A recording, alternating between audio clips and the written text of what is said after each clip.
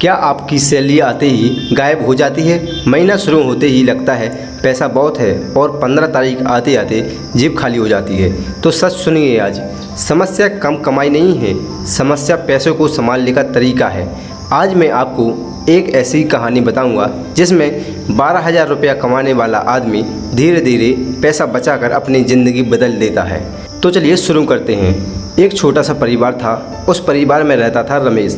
रमेश एक दुकान में काम करता था और हर महीने 12,000 कमाता था।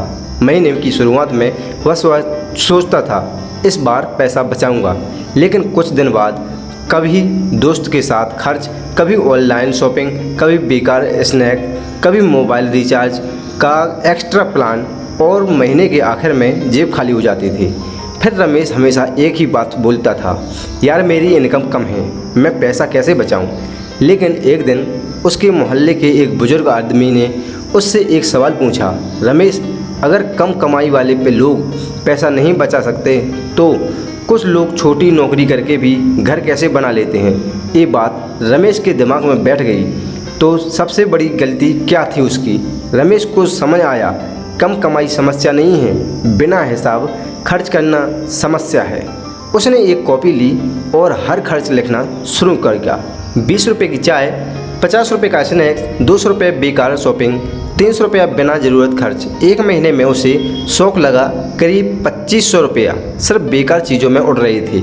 सोचिए, 2500 रुपया 12 महीने में, यानी कि एक साल में 30,000 रुपया होते हैं। यानी पैसा कम नहीं था, लीक हो रहा था उसका पैसा।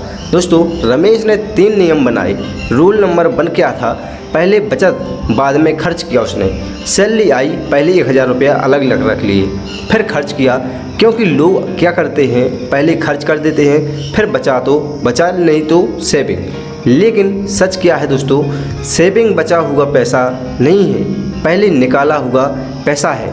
रूल नंबर 2 है ज़रूरत और शौक़ अलग। रमेश ने खुद से सवाल पूछा, ये ज़रूरत है, बस मन कर रहा था।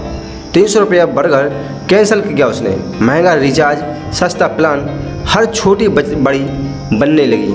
रूल नंबर 3 दोस्तों, छोटा पैसा छोटा मत समझो। रमेश रोज़ सिर्फ 50 रुपये बचाना लगा।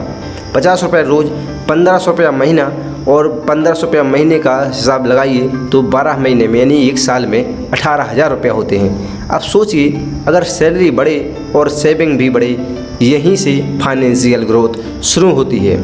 दोस्तों, इमोशन ट्विस्ट, 6 महीने बाद रमेश के पास इमरजेंसी के लिए पैसा था। पहले मोबाइल ख़राब होता था तो लोन लेना पड़ता था, अब पॉकेट से पैसे निकलते थे।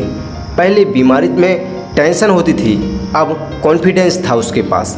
कमाई वही थी लेकिन सोच बदल गई थी उसकी।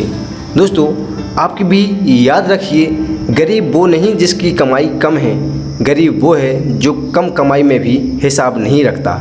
अगर 10,000 कमाने वाला इंसान डिसिप्लिन सीख जाए तो धीरे धीरे ज़िंदगी बदल सकती है। दोस्तों, आज कमेंट में लिखो, आज से बचत शुरू करेंगे, और ऐसे फाइनेंस स्टोरी के लिए फॉलो करना मत भूलिएगा। जय हिंद।